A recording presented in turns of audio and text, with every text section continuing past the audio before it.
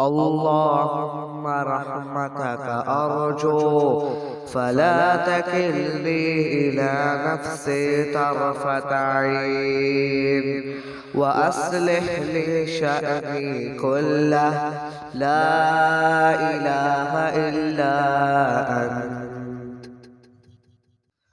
اللهم رحمتك أرجو فلا تكلني إلى نفسي طرفة عين، وأصلح لي شأني كله، لا إله إلا أنت.